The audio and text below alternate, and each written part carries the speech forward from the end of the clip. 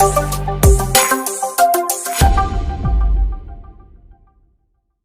کے متعلق 4 حقیقتیں نہ بھلائیے گا میرے پیارے بھائیوں اور بزرگوں۔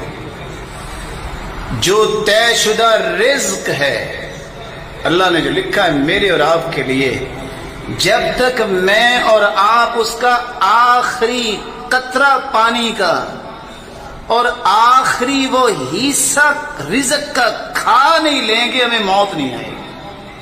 پھر سنیے، جو میں لکھوا کے آیا ہوں، جو طے شدہ ہے، ایک پانی کا قطرہ اور ایک ٹکڑا بھی جو میں نے کھانا ہے، جب تک وہ میں کھا نہیں لوں گا اس سے پہلے مجھے موت نہیں آئے گی۔ رسول اللہ صلی اللہ علیہ وآلہ وسلم نے فرمایا انہ لا تموت نفس حتی تستکمل رزقها، صحیح ترغیب کی روایت 1702، جب تک اپنا پورا رزق کھا نہیں لیں گے کسی کو موت نہیں آئے گی۔ ایک حقیقت۔ دوسری حقیقت، جو وقت مقرر ہے اس سے 1 سیکنڈ بھی پہلے موت نہیں آئے گی، 1 سیکنڈ بھی پہلے موت نہیں آئے گی۔ اس لیے اس میں پریشان نہیں ہونا چاہیے کہ کیا بنے گا، کہیں موت نہ آ جائے۔ جو لکھا ہے وہ آگے رہنی۔ موت کا کوئی علاج نہیں ہے، بیماریوں کے علاج ہے، اس لیے موت کی حقیقت سمجھنی چاہیے، پہلے نہیں آئے گی، وقت مقرر پر آئے گی۔ اگر وقت مقرر پر آنی ہے، اللہ نے کہہ دیا ہے، تو پھر اللہ کا فیصلہ اچھا ہوگا۔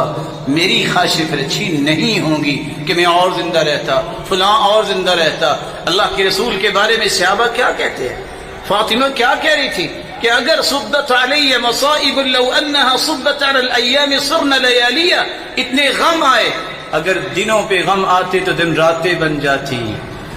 لیکن کسی صحابی نے یہ نہیں کہا کہ کاش اللہ کے رسول مزید زندہ رہتے تو یہ ہوتا۔ سیدہ عائشہ 9 سال کی عمر میں نکاح ہوا، 9 سال اللہ کے رسول کے ساتھ رہی، 18 سال 40 سال پھر زندہ رہی۔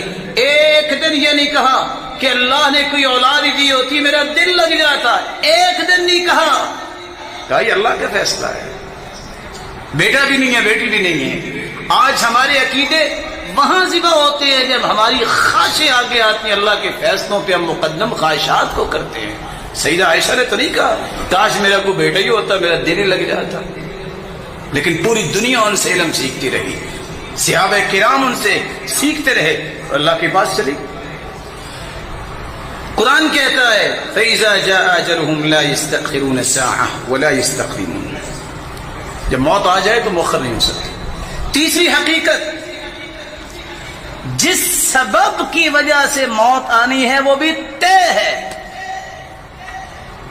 کسی کو بغیر سبب کے موت آئے گی، کسی کو ہچکی آئے گی، کوئی مسکراتا فوت ہوگا، کوئی روتا فوت ہوگا، کوئی سویا سویا فوت ہو جائے گا، کوئی میدان جہاد میں جائے گا، کوئی بیماری سے، کسی کو زندگی میں بیماری لگے گی نہیں۔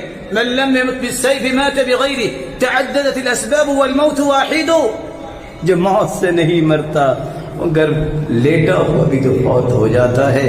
اس لیے یہ کہنا کہ میں اس سے مر جاؤں گا یہی غلط نظریہ ہے۔ موت کا سبب اللہ کی طرف سے طے ہے، وہ نہیں بدل سکتا، اسی سبب سے موت آئے گی، اور سبب جو ہے وہ مسبب الاسباب زیادہ جانتا کیا سبب ہے۔ اللہ عز و جلال نے جو لکھا ہے اسی کے مطابق ہی ہونا ہے۔ اس لیے مسکراتے خالد بن ولید ساری زندگی موت کے پیچھے بھاگتے رہے، موت نہیں آئی، موت آگے آگے اور سیدنا خالد پیچھے پیچھے، کہاں کہاں نہیں گئے۔ اور راوی روایت کرتے ہیں، حدیث کے الفاظ ہیں کہ خالد بن ولید فرماتے ہیں وَمَا فِي جَسَدِي شِبْرٌ إِلَّا وَفِيهِ ضَرْبَةٌ بِسَيْفٍ أَوْ رَمْيَةٌ بِسَهْمٍ، آج میں اپنے جسم کی ایک بلشت دیکھوں تو کوئی جسم کا اتنا بھی حصہ خالی نہیں جہاں تلوار اور تیر کا نشان نہیں ہے، لیکن موت نہیں آئی۔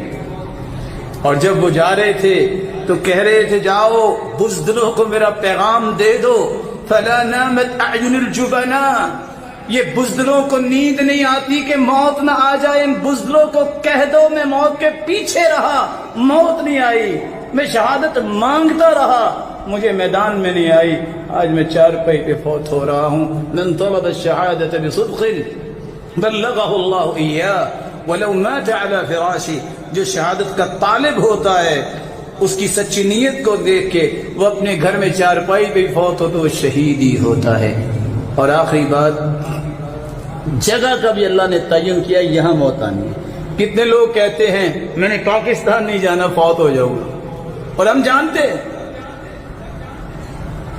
40 سال بیرون ملک میں رہے، 10 سال صرف اس دن آئے پاکستان میں بیماریاں بڑی ہیں، فوت ہو جائیں گے۔ اللہ کی حکمت ہے، جس دن آئے دوسرے دن فوت ہو گئے۔ علی حدیث کے الفاظ ہیں، رسول اللہ صلی اللہ علیہ وآلہ وسلم نے فرمایا اذا قضى الله ميتة عبد بأرض جعل له إليها حاجة، اللہ نے جس جگہ پہ انسان کو موت دینی ہوتی ہے وہاں اس کی ضرورت رکھ دیتے ہیں، وہ گیا ہوتا ہے ضرورت پوری کرنی، تو فرشتے کی بھی زندگی کے کچھ احکامات اللہ نے دے رکھے ہیں، فرشتہ آتا ہے اور اپنی ذمہ داری کو پورا کر لیتا ہے۔